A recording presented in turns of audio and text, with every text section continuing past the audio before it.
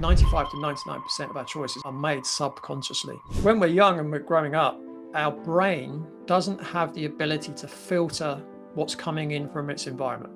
So what happens is that your subconscious mind reacts to its environment. It's the same with any animal, right? And done over a long period of time. So I'm super excited to chat with Leigh Brandon. We're going to be talking about achieving your health goals.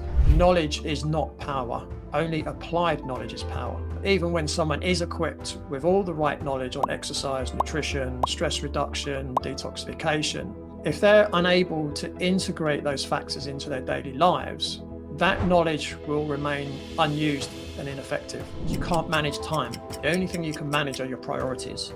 So if you're not prioritizing your health, then you won't find the time to do it. Mindset is crucial. Without a strong mindset, you're almost definitely going to fail. So in that aspect, it is crucial. Now, a healthy mindset is important not just for getting healthy, but for any long-term goal that you're hoping to be successful in achieving. Can you go a little bit deeper? Well, I would say. So I'm super excited to chat with Leigh Brandon. We're going to be talking about achieving your health goals. And so Leigh is a functional medicine practitioner, Czech practitioner, Czech faculty instructor, author, and podcast host. His extensive training and years of clinical experience has given Leigh the ability to provide a truly holistic approach to helping his clients over the years, which they have found very effective, oftentimes after other approaches hadn't helped. And welcome, Leigh.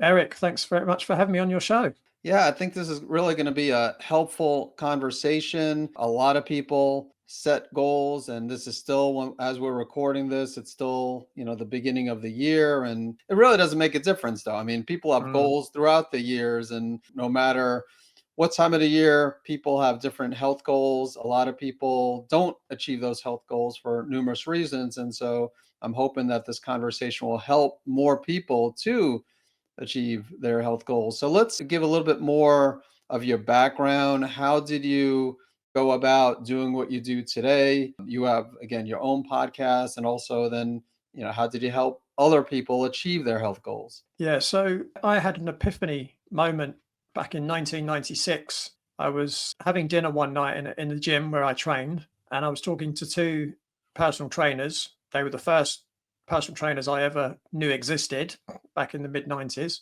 And we were having a conversation. So I'd had a workout. I was having my dinner afterwards, and I was having dinner with these two guys, and we were talking about exercise and nutrition.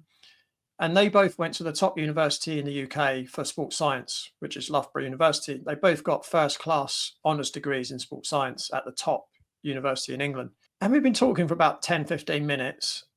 And one of them put his knife and fork down and said, "How do you know all this stuff?" And I said, "What do you mean?" He said, "Well, we went to Loughborough. We got first class honours degrees in sports science. Both got master's degrees in sports science. You're talking to us like you were in our class. Like, how do you know all this stuff?" And I just said, "Well, when I do things, I like to do them properly. I like to do them as well as I can. So I do a lot of reading." And the guy said, "Why don't you do what we do?" That was my light bulb moment. That was my epiphany. I thought, hang on a minute, I can help people get healthy just like I've done for myself. So I'd been on a journey for about 4 years at that point. Then I thought, right, who's the best people to train with? At that time in the UK, it was the American College of Sports Medicine. And, over the last, how long it's been, almost 30 years, I've just continually wanted to learn. So I've gone through, as you kind of explained in my bio, I've studied so many different areas. And what I do now is I generally help, or I should say mostly help, people with chronic pain, people with gut issues, and people with skin problems. And what I was fortunate enough early on in my career, so this was in 98, so I'd only been in the industry a couple of years at that point. The organization, so I actually became an instructor for the American College of Sports Medicine in the UK. So I was teaching their course in the UK. And one of the other teachers was big into behavior change and brief motivational interviewing. And he ran a course. And I'd already experienced at that point that, I'm working with clients and I'm giving them exercise advice, I'm giving them dietary advice, and they come back each week having not followed any of my recommendations, and I couldn't work out what was going on because, to me, I was passionate about being healthy and working out and eating well. I couldn't understand why other people weren't like that. I couldn't understand why, I'd say to someone, okay, so this is your diet plan, and they come back next week and they were eating a diet that was completely different. So when I came across, originally it was a called brief motivational interviewing and behavior change science, I realized the levity of what I was learning because I knew I was missing that skill. Yes, you can give someone the best exercise, nutrition, lifestyle plan in the world, but if they don't follow it, it's not going to work, right? Yes. So first of all, I realized I was going to be able to help more people, but I also realized that I was going to be more successful as a practitioner. And more importantly, I was going to get more job satisfaction because I'd be able to help more people. So over the years, since 98, I've continued that study in behavior change. And, I studied a little bit of NLP. I studied a lot of what's considered coaching techniques. And what it's enabled me to do over the years is to help, I'm not going to say everybody because that wouldn't necessarily be true. But once someone starts on a program with me, it's very rare, particularly in the last decade or so, that someone actually falls off the wagon, so to speak, because I feel now I've got so many tools in my toolbox. If someone's going through a hard time in terms of following their program, and the reasons could be multiple different reasons, I know I've got multiple tools in my toolbox to get out at that time to deal with that person in that particular situation. So, some people can be very, very complex. They might have had quite a checkered history, which is interfering with their ability to follow a healthy lifestyle. It's good to know that you've got so many tools in your toolbox to be able to deal with that. And, I've got to the point in my career now where I want to share that knowledge, not just with other practitioners, but with the general public as well. And I want people to understand, because I'm sure there's a lot of people that are probably, listening to this thinking, why can't I stick to an exercise program? Why don't I stick to healthy eating? Why is it that maybe I want to cut down on alcohol and I don't seem to be able to do that? So my kind of outlook is that I want to share as many of these tools that I've managed to collate over the last 3 decades or so. All right. No, that makes sense. And glad you are helping others do this. And so let's talk about the importance of mindset. How important is it for people to have that proper mindset going into their health, well, not health journey, but again, just when it comes to trying to achieve their health goals? Is mindset important in your opinion? Yeah, mindset is crucial. I mean, without a strong mindset, you're almost definitely going to fail. So in that aspect, it is crucial. Now, a healthy mindset or a strong mindset is important not just for getting healthy, but for any long-term goal that you're hoping to be successful in achieving. So, as I mentioned earlier, even when someone is equipped with all the right knowledge on exercise, nutrition, stress reduction, detoxification, if they're unable to integrate those factors into their daily lives, that knowledge will remain unused and ineffective. What my teacher, Paul Chek, the founder of the Chek Institute, he states that knowledge is not power. Only applied knowledge is power. So this means that the way we think and the beliefs we hold will ultimately determine whether we take action and sustain positive health changes or not. You might be able to see over my left shoulder, there's a book called Eliminating Adult Acne for Good. That's one of the 5 books that I've written. The first chapter that is actually beginning the journey, so to speak, actually putting action into place, is all about mindset. And I often speak to groups of people about acne and other skin conditions, and they say, what's the most important thing? And I say, it's mindset. Because if you don't follow the program, it's not going to work. So having a strong mindset ensures that people stay committed, even when they're faced with obstacles. So, people have temptations, we've all suffered from some temptation or another, right? It could be time constraints. Again, everyone's strapped for time, or it might even be self-doubt. People might not, be confident they can actually do the things that they need to do. So this is why I emphasize that cultivating a growth mindset where setbacks are seen as learning opportunities rather than failures is foundational for success. So one of the quotes. I love cheesy quotes, right? But I wouldn't say them unless they had power to them. And one of the things that I often say to my clients is there's no such thing as failure, only feedback, because we have to look at failures as opportunities, an opportunity to learn and grow. Now, as long as you go in with that mindset, okay, if something doesn't quite go right, that's just an opportunity for me to learn and to get better at doing it. If we never had challenges in life, life would be so boring, we probably wouldn't want to live anymore, right? What often makes us what we are is the challenges that we've overcome. So for me, mindset is the number one thing when it comes to health behaviors, because if you don't make the right choices, if you don't have the right behaviors, you're relying on someone else to make you healthy. And, you and I, Eric, know that that doesn't work. Yeah, exactly. I mean, there's only so much us as practitioners can do to help the person. And if they don't have that mindset, then they're probably not going to get too far. And so, yeah, I like what you say. So only applied knowledge is power. Setbacks, I agree with you. You got to look at as far as seen as learning opportunities. Thanks for sharing that. So let's go beyond mindset. So beyond in addition to mindset, what are some other reasons that people don't achieve their health goals? Well, I mean, I would say this is still within the realm mindset in terms of why people don't achieve their goals. Many people set health goals, but struggle to achieve a variety of reasons. Some of the most common barriers include a lack of time. Again, I've mentioned that, right? Many people feel overwhelmed by, their daily responsibilities, and they struggle to prioritize their health. They think they just don't have enough time because their whole schedule is rush, rush, rush, rush, rush. Okay, that's one thing. And again, this is something that I address a lot with my clients, because often it's a perceived lack of time. So again, I'm going to quote Paul Check again. Sorry to bore people, but the guy's come out with so much good stuff. He says you can't manage time. The only thing you can manage are your priorities. So if you're not prioritizing your health, then you won't find the time to do it, right? So I think that's really important.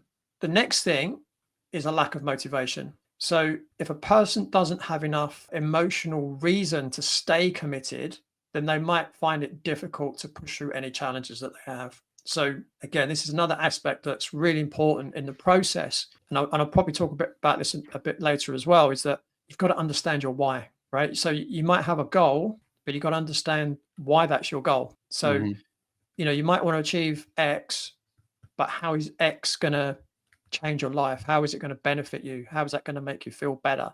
So it's understanding that why that's really, really important. Another thing is unrealistic expectations. So again, some people expect quick results. And again, that's largely due to conditioning. And obviously with the kind of mainstream medical approach, you take a pill, you feel better immediately, right? If you're lucky.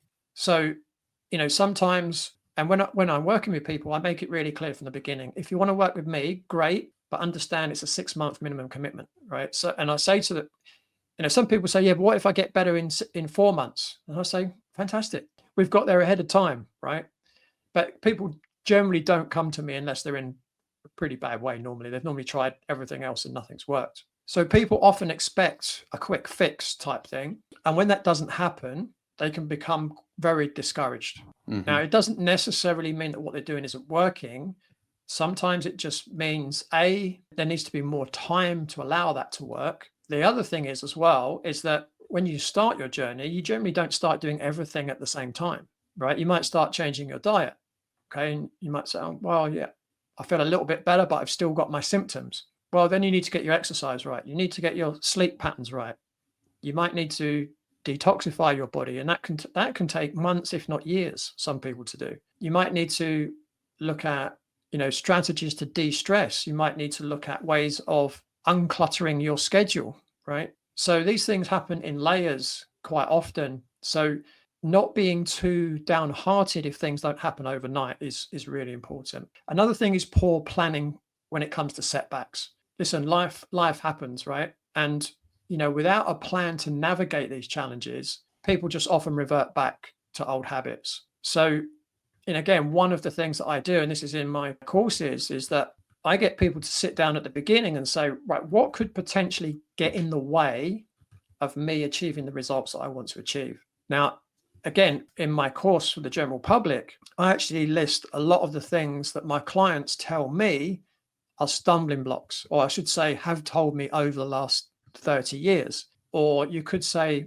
excuses as to why they couldn't stick to the program. So things like a wedding, a social event, going to the bar with their friends, going to a restaurant, going retail shopping, going on vacation, right? All these things, business meetings, all these things have been excuses that my clients have told me that forced them. They had no choice. They had to go off the program, right? And then when I get them to investigate that belief system, they start to realize that maybe that wasn't necessarily true. Because, I'll give you an example. Someone once said to me, "Oh, I was called into a lunchtime meeting. I knew the meeting was planned, but I came into the meeting and all they had was sandwiches." And this was someone that shouldn't have been eating bread, right? Yep. And they said, "Well, there was no other food, so I had to eat the sandwiches." And so I just said to them, "Okay, if you were faced with that situation tomorrow, what would you do?" And they said, "Well, I could have taken some food in with me that I cooked at home." I was like, "Well, there you go," right? There was the failure, there was the feedback, now there's the solution. What I often feel is when someone says to me something like, "But there was no other option," the way that I interpret that is I didn't plan ahead of time for that situation. And this is where it's important to have a plan to navigate those challenges.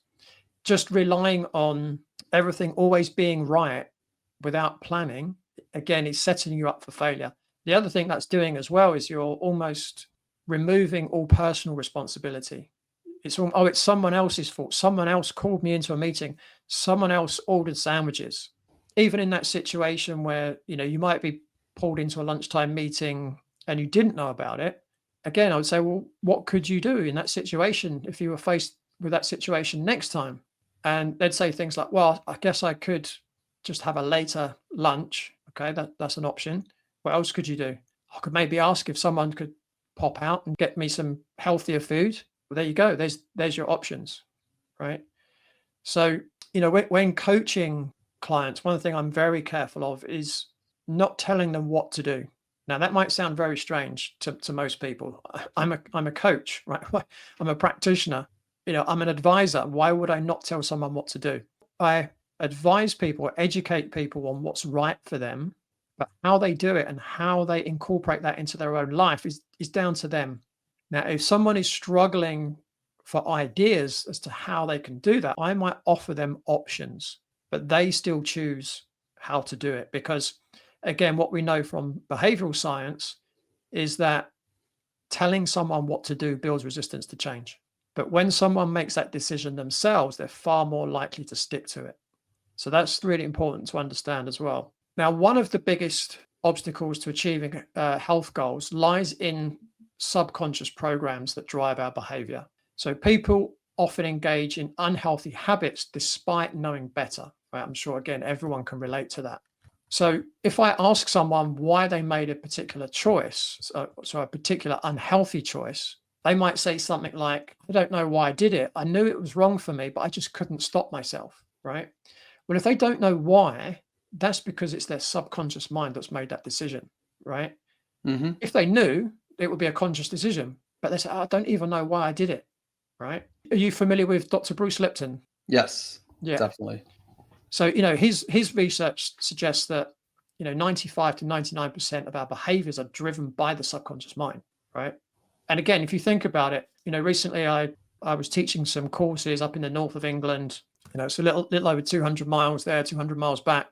And the whole time I'm not paying any attention to driving, right? I mean, yes, I'm looking where I'm going, but I don't consciously think about turning the steering wheel, pushing the clutch, pushing the accelerator, pushing the brake. It's a manual gearbox, so changing the gear with a gear stick. I don't give that a second of thought, right? So who's driving the car?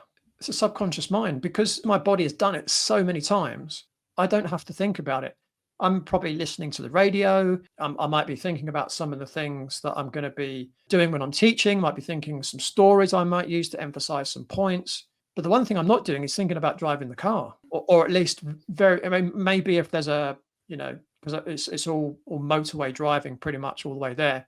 If the traffic backs up really quickly, so going from 70 miles an hour to 30 or almost stopping, obviously you're consciously, even then, I'm probably not consciously hitting the brake. My body just naturally does it, right? So when we realize that, we have to understand that whilst we believe that all our choices are conscious, again, according to Bruce Lipton, 95 to 99% of our choices are made subconsciously, which means we don't even know that we don't even know why we're making that decision. So what can we do though in that case? So if you said 95, according to Dr. Lipton, 95 to 99% of our behaviors are driven by the subconscious mind. So what can we do to, I guess, train our subconscious mind? Yeah, so it's important to understand how that happens in the first place, right? So from the time we're born to age 7, our brainwave states are what are known as delta and theta brainwave states. They're equivalent to a meditative state. So when we're young and we're growing up, our brain doesn't have the ability to filter what's coming in from its environment. So what happens is that your subconscious mind reacts to its environment. It's the same with any animal, right? And done over a long period of time, you might call that evolution, right? You're evolving to your environment or to survive your environment. But when we get to age 7, our brainwave state speeds up. And then when we get to 12, it speeds up even more. Now, we go in and out of each of those 4 different levels of brainwave states through the day. Now, delta, which is the brainwave state, the only brainwave state for the first 2 years of life, that's equivalent to deep sleep in an adult, okay? So if that's what got us into, or if that brainwave state is where we downloaded most of our subconscious behaviors, the best way to, let's call it, reprogram the subconscious is to get into a meditative state. So things like, sorry, I should say hypnotic state rather than meditative, hypnotic state. So something like clinical hypnosis can be really good for reprogramming those behaviors. Again, there's lots of other techniques that can be used that can address a similar thing. There's many systems like Psych-K is one, the body talk system, which I've studied. You've got other systems like the emotion code, which I also do that as well, that can get into the subconscious mind and reprogram it.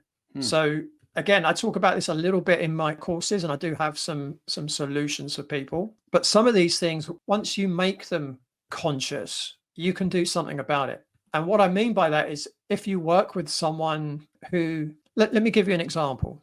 So sometimes I'll get someone come to see me and they start off really well on their program, and they've set clear goals, they get into the program, and then they sabotage. So they might start eating, a whole cake, or, I've had people eat a whole slab of cheese in one go, that kind of thing. And what we often see is if someone, when they were a child, when they were in that brainwave state, first 7 years of life, if they were abused as a child, their subconscious is telling them it's dangerous to be attractive because they're attracting an abuser. So that gets hardwired into their nervous system. And then they become an adult, but now they're overweight and they're not looking very good because their subconscious is saying, well, you don't want to look attractive because you're going to get the wrong kind of attention. It's dangerous, right? You'll be abused if you're attractive. So the conscious mind is saying, but I want to lose weight. I want to look good. I want to feel good. And so you start on the program, but the conscious mind says, oh, no, you don't, because that's too dangerous for you. So I'm going to make sure you sabotage yourself, right? The other classic example is, again, you're in your first 7 years of life. You might feel you're not getting enough love and attention from your parents, but then you're sick. What happens when you're sick? You get to spend all day with your mother. So your subconscious mind now starts to relate being sick with love and attention. So you become an adult, but we know 95 to 99% of the time, our subconscious mind drives our behaviors. So you start on a health plan because your conscious mind is telling you want to get healthy. And then after a little while, you sabotage and you don't understand why. And again, I see this a lot. I actually see this quite a lot. And it is because the person's subconscious is saying, yes, but if you get healthy, you won't have any attention. No one's going to love you anymore. You're going to be lonely. So the subconscious overrides the conscious mind and sabotages the behaviors. So again, there's potentially lots of different examples, but they're the two that I tend to see most often. So yeah, it goes deep, right? And this is why a lot of people have so many challenges with their health behaviors or behaviors in general, is because some of these behaviors are very, very deep and they're subconscious. So you don't even know why you're doing these things. And it's the same with, some people, they can be in pain. Again, they might relate being in pain to getting more attention. And again, I know people that are like that. And it's not something they're doing consciously. It's completely subconscious. And if you was to say to them, do you think you might be in pain because there's a subconscious belief that if you get out of pain, you're not going to get the attention that you desire? And they'll say, well, don't be stupid. Of course, that's not the case, right? But then you've got to remember 95 to 99% of your behaviors are subconscious, right? So it's an interesting subject. Yeah. So your program, when people are working with you, it helps them to tap into the subconscious mind, helps them to reprogram it essentially. If you are looking to do everything you can to save your thyroid, in addition to watching my videos on YouTube, you also might want to subscribe to my free online newsletter, which is called Healthy Gut, Healthy Thyroid. Not only will you get the latest news on how to heal your gut and restore your thyroid health, but during each edition, I'll demonstrate a different blood or functional medicine test marker that relates to healing your gut and or your thyroid. There will also be an Ask Dr. Eric section where not only can you see questions that other people have asked related to gut and thyroid health, but you can also submit a question for me to answer in a future edition. To subscribe to the Healthy Gut, Healthy Thyroid newsletter, please visit savemythyroid.com/newsletter. So in my program, there's one section that discusses archetypes and the survival archetypes. Are you familiar with those? No, I am not. Okay, so there are 4 survival archetypes. So the 4 survival archetypes are the child, the victim, the saboteur, and the prostitute. Now, again, this all relates back to when you were young. So when you're young, the reason they're called survival archetypes is because you use these archetypes to survive the environment that you're in at that time. So you think of a child isn't capable of looking after themselves. So they are reliant on their parents to help them, right? They're helpless. They can't help themselves. But when you become an adult, you should move on from that state. But sadly, a lot of people, they don't move out of that state and they still continually rely on people to look after them. They're not taking responsibility for themselves. Now, the victim is similar to the child in some ways. So the victim archetype is always looking for a perpetrator rather than looking at themselves. So it could be a deadly virus, right? That's the perpetrator. So now they're looking for a rescuer. Well, the rescuer could be an injection, right? But what are they not doing? They're not taking responsibility for themselves, right? Now the saboteur is, and again, each archetype has a light and a shadow side. So it's positive and negative, or an empowering and a disempowering side to it. So again, the saboteur, I've spoken a little bit about sabotage already, but the saboteur is again someone who's, I think the couple of examples that I gave about sabotaging, again, they're very much at the subconscious level. Now, the prostitute archetype is someone who doesn't stand up for their own values. Perhaps they don't set boundaries. So this is often, again, what I see very often, the shadow side of someone's prostitute archetype is when they're in a job, they hate it, but they're doing it for the money. And that's making them sick, right? Because it's almost like it's destroying their soul. They're waking up every day thinking, oh, I've got to go to work, right? Rather than, oh, it's a new day, right? I can go to work and do what I'm passionate about, right? So in my program, I go through each of the archetypes. Now, if the program I do online with the public, I write out questions for them to contemplate themselves so they can go through it. Because again, if you make the shadow or the unconscious conscious, or now it's in the light rather than in the shadows, now you can do something about it. There's the old saying, the first stage of healing is awareness. So if you're aware of the shadow side of your archetypes, which are in your subconscious, once you make them conscious, now you can do something about them. Does that make sense? It does. It does. Thanks for explaining. So I was listening to one of your presentations and you were talking about core strategies for transforming your health. And I mean, which kind of overlaps with some of what you've been discussing here, but can you go a little bit deeper? Yeah. So this is the work of Paul Chek. So there are 6 foundation factors and you need to have them in place to achieve optimal health. If you miss one of them off, it's a bit like having a 3-legged stool with 2 legs, right? You've got to have all 6 of the foundations. You could call them pillars if you like, right? And they come in a hierarchy. So you probably won't be surprised to know that the number 1 is your thoughts, right? You could say mindset. So again, the reason why your thoughts are really important is because that's where everything starts from. That's going to drive your behaviors. And if your thoughts are so bad, you might even take your life, right? So your thoughts are the most important thing. And so just like we need to train our muscles, our heart, our lungs, our cardiovascular system, we need to train our mind as well. Okay. So, things like affirmation statements, journaling, even certain types of meditation can be really useful, but you need to do them on a regular basis, just like you would with exercise and eating a good diet. The second thing is breathing. Now, again, without oxygen, you're not going to get too far, right? So that's obviously the first thing. But the other thing with breathing is most people tend to breathe too fast because they're stressed. And when you breathe too fast, it makes you stressed, right? The other thing with breathing, it also affects your pH balance throughout your body. And the way that you breathe is also important. So when we're at rest, we should be using predominantly our diaphragm to breathe.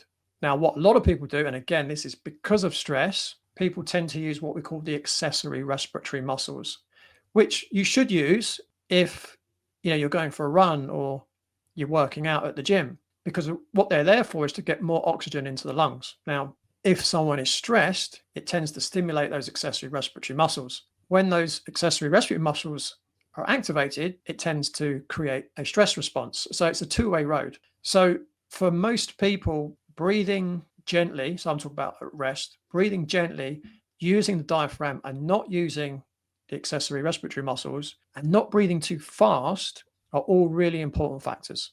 Okay. The next thing is hydration. So hydration, again, about 70% of our body is made from water.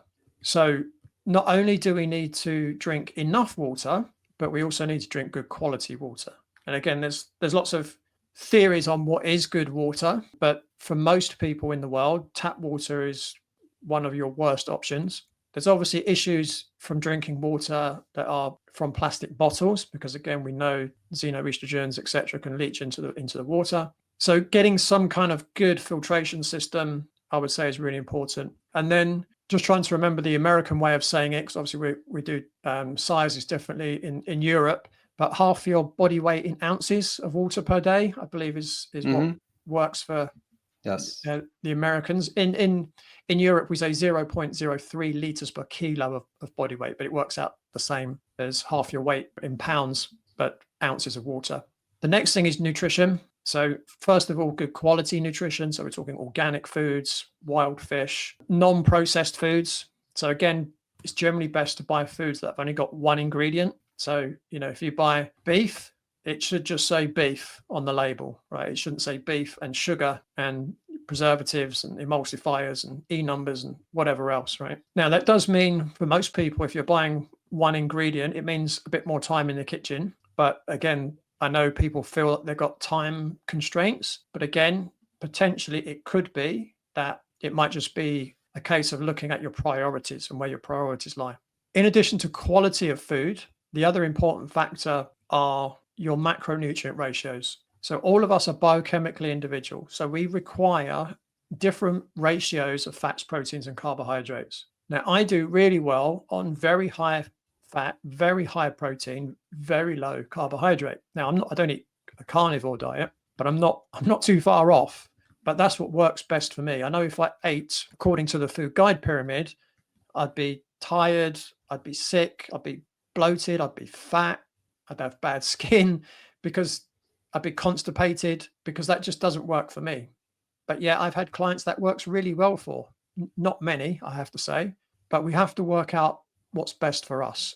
And the two things that determine what's best for you is, number one is your genetics. Again, the colder the climate you come from, generally the more requirement you have for fat and protein. And the warmer the climate you come from, you generally need more vegetable and fruit kind of based diet. Now, there are nuances to that, because ultimately it comes down to, what your ancestors had available in their environment. So, if you look at, places in Africa, yes, it's really hot, and yes, vegetables can grow all year round, but they've also got lots of meat available. But then if you go to somewhere like, the Amazon rainforest, again, it's very warm, but there's not a lot of game meats in the jungle. So they would probably do better on a very high plant-based diet, very low animal-based, whereas people from Africa probably somewhere in the middle, a bit more animal-based. But then someone like myself, or possibly yourself as well, Eric, our ancestors probably come from a pretty cold climate where, the ground could be frozen for 6 months of the year. Well, there wouldn't be any oranges and bananas growing in that environment, right? So our ancestors would have had to have survived the winter in pretty much a carnivore kind of diet. Yes, they would have stocked up in the summer to get fat on fruits. So they've eaten fruits to get fat to survive the winter, but they would have spent most of the year eating predominantly an animal-based diet. And then the last one is rest and sleep. So getting adequate rest and sleep and tying in your sleep from as close to sundown to sunrise as possible. Again, that's how we evolved as animals, and you can't change the time the sun comes up and the sun goes down. So just getting 8 hours of sleep every 24 hours isn't ideal, because our whole nervous system, hormonal systems are all tied in to sunrise and sundown. So getting as much sleep as you can in a dark environment, so no lights, no EMFs in your bedroom, and trying to live in accordance with our natural circadian rhythm as possible. Now, that's the 6 foundation factors. I've added on my own ones for today's society, and I've mentioned one of them already, and that's minimizing your exposure to non-native electromagnetic fields, so your mobile phone, your smart devices, your Wi-Fi, your Bluetooth, etc. And then the next thing is detoxification. Now, in my book, I talk about an outside-in detox and an inside-out detox. The outside-in detox is minimizing or eliminating the toxins that you're exposed to in your environment. That's the first stage of detoxification. The second stage is to try and get as many toxins that you've got stored in your body out of the body. So that in today's society is really important. And then the other aspect, which to a degree is kind of covered by the previous ones, and that's trying to optimize your microbiome, particularly your gut microbiome. But that's pretty much covered by the others. But that is what I would say are the foundations for optimal health. All right, awesome. So thoughts, breathing, hydration, nutrition. I missed number 5. I know rest and sleep is the 6th one. Exercise. Exercise. Okay, movement, exercise, and then the bonuses, the extra ones, minimizing exposure to blue light, EMFs, and then detoxification. Yeah. Okay, no, that is awesome. So yeah, I agree. I mean, I can't argue with any of these. All these are important, and you're right. A lot of people do overlook still with the EMFs and the exposure to all the different environmental toxins that we're exposed to. So yeah, I'm glad you added those to the foundations. I mean, this has been really a great conversation. Anything else? Is there? Before, as we start wrapping this up, is there anything that I should have asked you that I didn't ask you when it comes to just for people achieving their health goals? Yeah, I think the one important factor, and we probably don't have time to go into too much detail, but understanding your core values is really important when it comes to sticking to your program in particular. So your core values guide your decision-making process, and it ensures the consistency in your health behaviors. Now, to understand your core values, you need to understand A, what do you stand for? B, what makes you happy? And C, what are your goals? So what we can do is we can set goals, core values for different aspects of health. So again, Paul Chek suggests, he's got what he calls a 4-doctor model. So there are 4 doctors that live within each of us, and that we should be consulting with them. So we can set core values for each doctor. And the 4 doctors are Dr. Happiness, Dr. Quiet, Dr. Diet, and Dr. Movement. So, you can say, okay, so for Dr. Happy, what makes me, what brings me joy? So I would say spending time with friends and family, getting out into nature, music, playing tennis. That's what makes me happy. So I try and outside of my work, which also makes me happy, outside of my work, I try and make sure that all of my time is doing that stuff, right? So when working with clients, I make sure that they set core values on each of those. And what's happened when I've been working with clients, again, they go through a challenge, they kind of fall off the program, and I'll say to them, just get your core values out again for a moment. And I'll say, right, read them out to me. And they read them out. They just look at me and they go, okay, yes, I'm back on board now. I'm back on board. It's literally, it's so effective. If you keep your core values at the front of your mind, if you keep your goals at the front of your mind and your core values, it makes it so much easier to stick to the program because, again, you're understanding your why. Why, you might wake up one day and think, oh, do I really want to go to the gym today? But if you think, oh, well, this is my goal and these are my core values, it's actually really easy to then get up and go to the gym. So I would say that's probably the most important factor after setting goals is your core values. All right. So, yeah, make sure you set your goals, your core values. And I mean, yeah, you gave some great information. And you have also a course that Mm. people could work more one-on-one with you, I believe. And then also there's a course that also can help them with this. Yeah, so I have a course and it's called Stickability.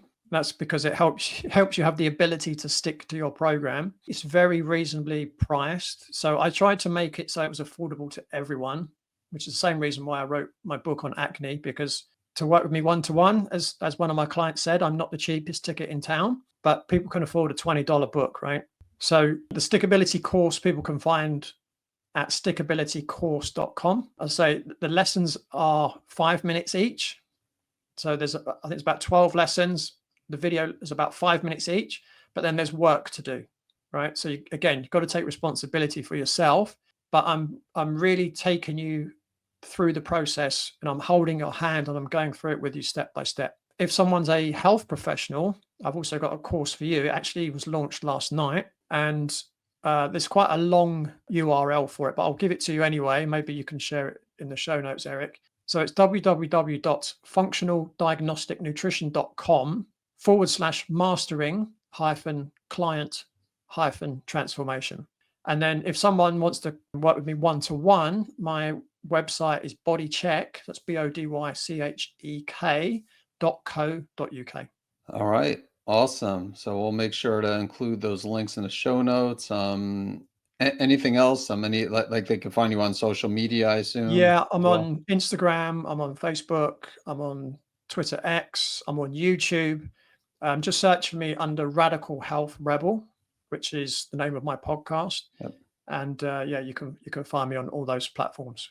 All right, wonderful. This has been amazing. Leigh, thank you so much. You shared some great information to help people not only with thyroid conditions. Obviously, this is my audience, those with thyroid and autoimmune thyroid conditions, to help them achieve their health goals. But obviously, your information can help really anyone to help achieve their health goals or really other goals too, not just even though we're focusing on health goals, but again, this was, like I said, really great information. Thank you so much for sharing and really appreciated you being on the podcast. Yeah, thanks for having me, Eric. I always love to share. Yeah, thanks again.